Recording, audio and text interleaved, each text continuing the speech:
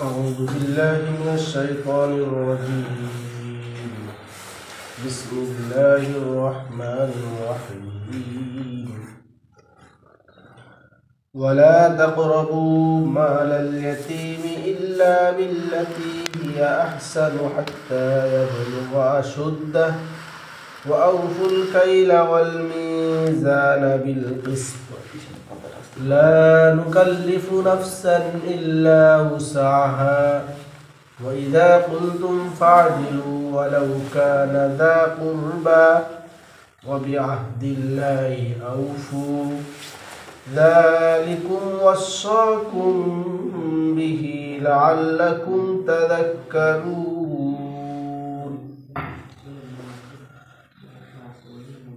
سورة أنعام 152 নম্বর আয়াত। আল্লাহ তাআলা বলেন, ওয়ালা তাকরাবু মালাল ইয়াতীমি ইল্লা বিল্লাতী হিয়া আহসানু হাত্তা ইয়াবলুগা আশুদ্দাহ। তোমরা ইয়াতীমের মালের নিকটবর্তী হয়েও না, তবে ইহসান করা ব্যতীত বা সদুদ্দেশ্য ব্যতীত, যতক্ষণ না তারা নির্দিষ্ট বয়সে পৌঁছায় বা বয়স্ক প্রাপ্ত হয়। ওয়াউফুল কাইলা ওয়াল মিজানা বিল কিসত। তোমরা মাপ ওজনের ক্ষেত্রে ন্যায় নীতি অবলম্বন করবে। লা নুকাল্লিফু নাফসান ইল্লা উসআহা। আর আল্লাহ তাআলা বলেন, আমি কারোর সাধ্যের অতিরিক্ত তার উপর চাপাই না। ওয়া ইযা কুলতুম ফা'দিলু ওয়ালাউ কানা যা কুরবা। আর যখন তোমরা কথা বলবে বা কোনো বিষয়ে কথা বলবে, তখন ন্যায়ের সাথে কথা বলবে, যদিও সে তোমার নিকট আত্মীয় হয়। ওয়া বিআহদিল্লাহি আউফু। আর আল্লাহর সাথে কৃত সকল ওয়াদা পূর্ণ করো। যালিকুম ওয়াসাকুম বিহি। আর এটাই তোমাদের জন্য নির্দেশ। লাআল্লাকুম তাযাক্কারুন। যাতে তোমরা স্মরণ করো বা হেদায়েত প্রাপ্ত হও। এটা হলো আয়াতের সরল অনুবাদ করলাম। এখন এই আয়াতের যে শানে নুজুল, আমাদের যে তৃতীয় পার্টটা, সেটা হলো এই আয়াতের আগে একটা আয়াত আছে, কুল তাআলাউ আতলু মা হাররামা রাব্বুকুম। তাফসিরে ইবনে কাসিরে এসেছে বর্ণনাটা। যদি কেউ রাসূলুল্লাহ সাল্লাল্লাহু আলাইহি ওয়াসাল্লামের সর্বশেষ তিনটি নির্দেশ জানতে চায়, এর আগের যে আয়াতটা ছিল কুল তাআলাউ আতলু মা হাররামা রাব্বুকুম, সেজন্য এই আয়াতটা পড়ে, সর্বশেষ তিনটি নির্দেশ। আবার আরেকটা আসছে যে এখানে ওই আয়াত এবং এই আয়াত, এই দুটোকে আয়াতে মুহকামাত, আমরা সূরা আল ইমরানের ভিতর পড়েছি যে আয়াত হলো দুই রকমের। একটা হলো মুহকামাত, যা স্পষ্টভাবে বিধানগুলো বর্ণনা করা থাকে। ঠিক এই দুটি আয়াতকে মুহকামাত, আয়াতে মুহকামাতের কথা বলা হচ্ছে। এখানে স্পষ্টভাবে আর কি কিছু নির্দেশ করা আছে। আর তাফসীর মারিফুল কোরআনে এখানে প্রায় 7 থেকে 8টা হারামের বিষয়ে উনি বিস্তারিত বর্ণনা করেছেন, প্রত্যেকটা টপিক ওয়াইজ বর্ণনা করেছেন। আর কি, তাহলে আমরা এখান থেকে যেটা জানলাম, এখানে আল্লাহ তাআলা কয়েকটা আর কি হারাম বা নিষিদ্ধ কাজ থেকে মানুষকে দূরে থাকার কথা বলছেন, এবং এটা রাসূলুল্লাহ সাল্লাল্লাহু আলাইহি ওয়াসাল্লামের উপর যে কোরআনের যে আয়াতগুলো হয়েছিল, আয়াতে মুহকামাত, সেই মুহকামাত আয়াতের অন্তর্ভুক্ত। এবং যেহেতু এখানে বিধিবিধানের কথা বলা হচ্ছে, সো এটা মাদানী জীবনে অবতীর্ণ হয়েছে। আমরা যদি ব্যাখ্যার দিকে যাই, তাহলে প্রথমে কিছু এর আগে একটা আমাদের জানতে হবে। এখানে আল্লাহ তাআলা বলছেন, কুল, রাসূল আপনি বলুন, তাআলাউ, তোমরা এসো, আতলু মা হাররামা রাব্বুকুম আলাইকুম আল্লা তুশরিকু বিহি শাইআ। তোমরা তা পাঠ করো যা তোমাদের রব তোমাদের জন্য হারাম করেছেন। প্রথমটা কি? আল্লাহ তুশরিকু বিহি শাইআ, আল্লাহর সাথে কারো শরীক করে দেবে, এটা একেবারে নিষিদ্ধ। এরকম এখানে একটা হাদিসও এসেছে যে যে ব্যক্তি আল্লাহর সাথে শরীক করবে না, আল্লাহ তাআলা চাইলে তাকে মাফ করতে পারবেন। এটা হাদিস না, শুধু কুরআনও আছে।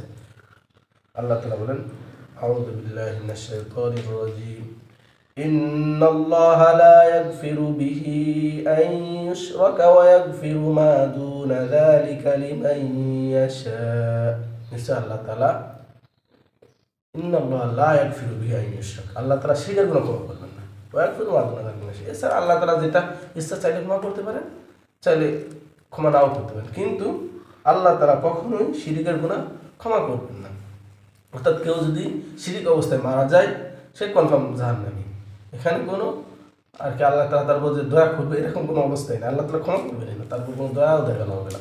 অন্য বিষয়ে আল্লাহ তাআলা একটা মারা যাচ্ছে, কিন্তু আল্লাহ তাআলা আগেতে বলে দিয়েছেন আমি এই বিষয়টার উপর কোনো কনসিডার করা হবে না।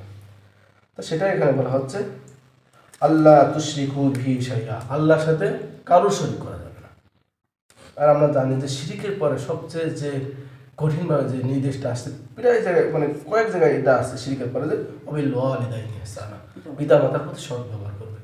যেরকম আমরা লুকমানও দেখি যে ওয়াইয ক্বালা লুকমানু লিবনিহি ওয়া হুয়া ইয়াইযুহু ইয়া বুনাইয়া লা তুশরিক বিল্লাহ, হে বৎস আল্লাহর সাথে শরীক করবে না। লুকমান আলাইহিস সালাম তার সন্তানকে বলে ইন্নাশ শিরকা লা যুলমুন আযীম, শিরিক হলো সবচেয়ে বড় জুলুম, সবচেয়ে বড় অত্যাচার। এরপরে আল্লাহ তাআলা বলেন ইন্নাশ শিরকা লা যুলমুন আযীম ওয়াসাইল ইনসান কামালিহি, অর্থাৎ আমি এরপরে তাদেরকে এই আয়াতের পরে আয়াতে আল্লাহ তাআলা বলেছেন আমি যে মানুষকে তার পিতামাতার প্রতি সদ্ব্যবহারের নির্দেশ দিচ্ছি। অর্থাৎ ম্যাক্সিমাম জায়গায় শিরিকের পর পরে কিন্তু পিতামাতার প্রতি সদ্ব্যবহারের কথা বলা হচ্ছে। অর্থাৎ একজন মুমিন মুসলমানের কিন্তু সে যদি শিরিকের পরে যদি কোনো অন্যায়টা দেখতে চায় তাহলে সে যদি পিতামাতার প্রতি সদ্ব্যবহারই না হয় তাহলে আমরা বলতে পারি সে সবচেয়ে বড় পাপী। অর্থাৎ শিরিকের পরে যে শিরিক করে না কিন্তু পিতামাতার সাথে সদ্ব্যবহার করে তাহলে আমরা বলতে পারি সে একজন জঘন্যতম পাপী। এই জন্য আমাদের পিতামাতার সাথে সদ্ব্যবহারের বিষয়ে সবসময় সতর্ক রাখতে হবে। আল্লাহ তাআলা এটা আমাদের জন্য নিয়ামত হিসেবে দিয়েছেন। এই জন্য বলা হচ্ছে অবিল ওয়ালিদাইনি ইহসানা, তোমরা পিতামাতার সাথে সদ্ব্যবহার করবে। ওয়ালা তাকতুলু আওলাদাকুম মিন ইমলাক, আর দারিদ্রতার ভয়ে সন্তান হত্যা করবে না। এখানে একটা তো ডিরেক্ট হত্যা আছে, যেরকম আমরা রাসূলুল্লাহ সাল্লাল্লাহু আলাইহি ওয়াসাল্লাম যে আয়ামে জাহিলিয়াতের যুগে রাসূলুল্লাহ সাল্লাল্লাহু আবির্ভাবের পূর্বে দেখা যায় যে মক্কার কাফেরেরা মেয়ে সন্তান তো হত্যা করতো, অনেক সময় পুরুষ সন্তানদেরকে হত্যা করতো, যে দারিদ্রতা আমি এত কীভাবে চালাবো, কীভাবে আমার সংসার চলবে সেই বিষয়ে। কিন্তু এখন আরেকটা বিষয় আমাদের কিন্তু পরিলক্ষিত হয় অনেকে আমাদের দেশে যে আপনার অনেক বাচ্চাকে আমরা নবজাতককে দেখি যেখানে ডাস্টবিনে ফেলা থাকে, যেখানে মেরে ফেলে দেয়, অ্যাম্বুশ করে বা আপনার যেটা অ্যাব্রেশন করে, এই যে এই বিষয়গুলা এটা খুবই জঘন্যতম ভাব। আল্লাহ তাআলা বলছেন যে দারিদ্রতার ভয়ে বা তুমি চলতে পারবে না এই বিষয়ে কখনো তোমার সন্তানকে হত্যা করবে না, এটা কিন্তু একেবারে নিষিদ্ধ, হারাম। আল্লাহ তাআলা সাথে সাথে এটাও বলে দিচ্ছেন নাহনু নারযুকুকুম ওয়া ইয়াহুম, তোমাকে কে রিজিক দেয়? আমি রিজিক দিই। তা ওকে রিজিক কে দিবে? আমি দিব। তোমার চিন্তা কিসের? তোমাকে তো রিজিকের চিন্তা করার জন্য বলা হয়নি। রিজিকের সকল রিজিকের চিন্তা আমার, সেটা নিয়ে তোমার এখানে চিন্তা করার কোনো দরকার নাই। তারপর বলা হচ্ছে ওয়ালা তাকরাবুল ফাওয়াহিশা মা যাহারা মিনহা ওয়া মা বাতান, আর তোমরা কখনোই ফাহিশা কাজ, অশ্লীল অশোভন যত কাজ আছে এর ধারে কাছে যেও না, সেটা প্রকাশ্য হোক আর গোপনে হোক। এরকম বলা হচ্ছে আল্লাহ তাআলা কি মানুষের অন্তরের খবরও জানেন, তা আমি যতই গোপনে করি এটা আল্লাহ তাআলা দেখছেন। এই জন্য আমাদের এটা মনে রাখতে হবে যে প্রকাশ্য হোক গোপনে হোক কখনোই কোনো অশ্লীল অশোভনের কাজের ধারে কাছে আমাদের যাওয়া যাবে না। এরপরে আর একটা হারামের বিষয় বলা হচ্ছে ওয়ালা তাকতুলুন নাফসাল্লাতী হারামাল্লাহু ইল্লা বিল হক, আর তোমরা মানুষকে নীতি মানে তার যে হক ছাড়া বেহকভাবে কখনো কাউকে হত্যা করো না। আমরা জানি যে এখানে হত্যার যে বিধানটা আছে 3 রকমের হত্যা ইসলামে জায়েজ করছে। একটা হলো মুরতাদ, যে আরেকটা হলো আপনার যে বেবিচারী, আপনার বিবাহিত বেবিচারী, বিবাহের পরেও যে বেবিচার করে, আরেকটা হলো ওই মধ্যে মনে আসছে না, হত্যার বদলে কেউ যদি কাউকে হত্যা করে, হত্যার বদলে হত্যা করে, এই 3 ধরনের হত্যা করা ইসলাম জায়েজ করেছে। এই হত্যার বাদে কেউ যদি হত্যা করে সেটাকে কেন হারাম বলা হচ্ছে। যালিকুম ওয়াসাকুম, আল্লাহ তাআলা বলেছেন এটা হলো তোমাদের জন্য ওসিয়ত, লাআল্লাকুম তাকিলুন, আশা করা যায় তোমাদের আকল হবে বা তোমরা বুঝবে। এরপরে আমরা যে আছি সেই আয়াতের কথা বলা আছে ওয়ালা তাকরাবু মালাল ইয়াতীমি ইল্লা বিল্লাতী হিয়া আহসানু হাত্তা ইয়াবলুগা আশুদ্দাহ, আর তোমরা এতিমের সম্পদের নিকটবর্তী হবে না। এখানে একটা বিষয় আছে যে যারা এতিমের সম্পদ ভক্ষণ করে সে যেন তার পেটে আগুন দ্বারা ভর্তি করলো, সে আয়াত যখন অবতীর্ণ হয়, আয়াতটা অবতীর্ণ হওয়ার পরে তখন মানুষ তাদের ফ্যামিলিতে, রাসূল সাল্লাল্লাহু আলাইহি ওয়াসাল্লামের যুগে তাদের ফ্যামিলিতে যেসব এতিম ছিল তাদের থালা বাসন সব কিছু আলাদা করেছে। এবার মনে করেন আপনার ফ্যামিলিতে আপনার একটা ভাইপো আছে এবং তার সব জিনিস আলাদা করেন, সে নিজেই একটা অস্বস্তিতে পড়ে যাবে যে আমার চাচারা আমাকে কেমন আলাদা চোখে দেখে।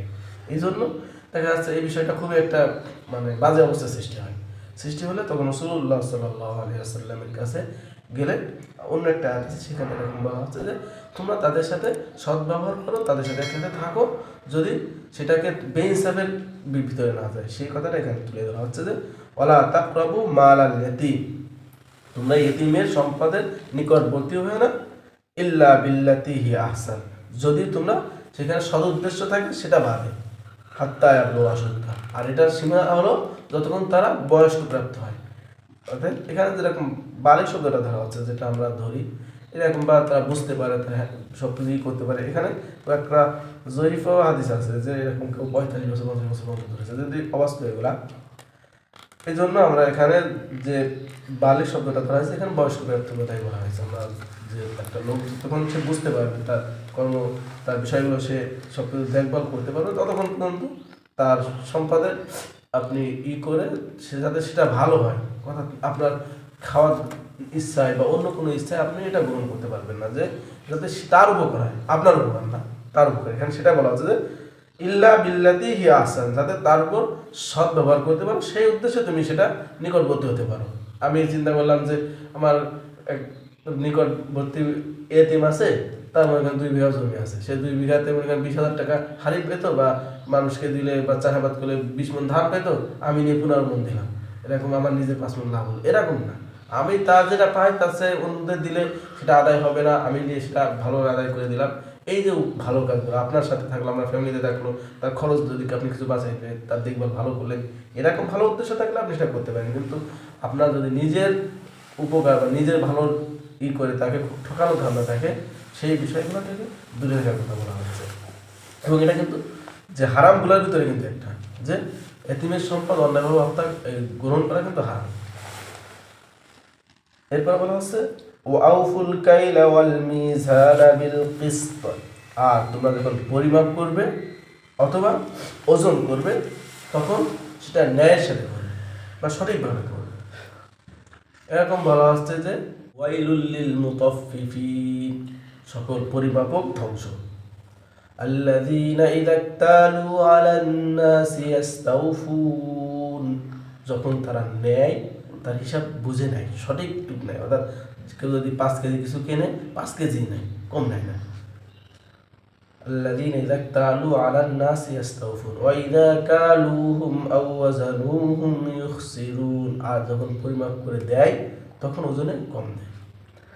আমি দেখেছি আমাদের গ্রামে একটা লোক ছিল, ইনি লাকড়ির ব্যবসা করতো কি যে আপনার পরিমাপের যে এটা ওজন দণ্ড, এটা ওনার দুটা ছিল, একটা ছিল 5 কেজি একটু বেশি, একটা ছিল 4.5 কেজি। যখন কিনতে যেত ওই 5 কেজি 200-300 গ্রাম বেশি যেটা, ওটা নিয়ে যেত কিনতে একই রকম, আর যখন সে বিক্রি করতো তখন 4.5 কেজিটা নিয়ে যেত। এবং আমি দেখেছি এই লোকটার শেষ জীবনটা খুবই কষ্টে এবং লাঞ্ছনার সাথে জীবনটা পার করেছে। এই জন্য আমরা মনে করি যেটা আমার লাভ হবে, কিন্তু আল্লাহ তাআলা বলছেন ওয়াইলুল লিল মুতাফফিফিনের ধ্বংস। এটা শুধু যে দুনিয়া সেটা না, পরে লাস্টে হাতে আছে যে ওইদা কাল মাওয়াজানুল মুসলিম আলা আগুন উলাই কান্নাম মাউসুল লিয়াউমিন আযীম, মহাবিচারের দিনে ইয়াউমা ইয়াকুমুন নাস রাব্বিল আলামিন, যেদিন মানুষকে তার রবের নিকট দাঁড়াতে হবে। ইয়াউমা ইয়াকুমুন নাস রাব্বিল আলামিন কাল্লা ইন্না কিতাবাল ফুজ্জার ফি সিজিন, তাকে অবশ্যই সে কি হবে, ফুজ্জার সিজিনের অধিবাসী হবে। এই জন্য আমাদের ওমা আদরাকা মা সিজিন কিতাবুম মারকুম, এটা কি, সেটা হলো একটা নির্দিষ্ট কোনো আবাসস্থান। এই জন্য আমাদের এই যে ওজনের পরিমাপের ক্ষেত্রে আমাদের অবশ্যই সদ্ব্যবহার করতে হবে। এখানে তাফসিরে মারিফুল কোরআনে আর একটা তাফসির আছেন যে আমরা যারা বিভিন্ন কর্মচারী আছি, অফিসে হোক, সরকারি অফিস হোক, বেসরকারি অফিসে হোক, আমাদের উপর যে দায়িত্বটা, এটা আমাদেরকে কি পরিপূর্ণ করতে হবে। আমার উপর 8 ঘন্টা ডিউটি, আমার 8 ঘন্টা করতে হবে। দেখা যাচ্ছে যে সরকারি হোক বেসরকারি, বিশেষ করে সরকারি অফিসে আমাদের যেটা দেখা যায়, একজনের 8 ঘন্টা অফিস, সে 4 ঘন্টা, সকাল 10টায় অফিস শুরু হলে সে আসে 12টায়, এসে 2টার দিকে চলে যায়। এই যে এটাও তার উপরে একটা দায়িত্ব ছিল 8 ঘন্টা টাইমের, সেটা সে ঠিকপূর্ণ করেনি এবং এর বেতনটা কিন্তু সে নিচ্ছে। যতটুকু বেতন সে কিন্তু কম 1 টাকা কম নেয় না। এই জন্য বলা হচ্ছে যে এখানে তাফসীর মারিফুল কোরআনে বলছে যে এটাও আমাদের যে দায়িত্ব আছে, সেই কাজটা আমার কাজে যতটুকু আমাকে যেভাবে করতে বলা হয়েছে আমরা সেভাবে করার সর্বোচ্চ চেষ্টা করো। এবারে বলা হচ্ছে যে লা নুকাল্লিফু নাফসান ইল্লা উসআহা। পরিমাপের ক্ষেত্রে অবশ্যই আল্লাহ তাআলা বলছেন আমি কারোর উপর তার সাধ্যের অতিরিক্ত চালাই না। এখানে দেখা যাচ্ছে যে আপনার যে মাপের ক্ষেত্রে একেবারে খুব মনে করেন 5 কেজিতে 5,000 কিলো, আপনার 5 কেজি একেবারে কাটায় কাটায় মিলতে হবে, এরকম আমরা চেষ্টা করা, দেখা যাচ্ছে অন্য হাদিসে আছে যে একটু চেষ্টা করা একটু বেশি দেওয়া যাতে আমার কম দেওয়া না হয়।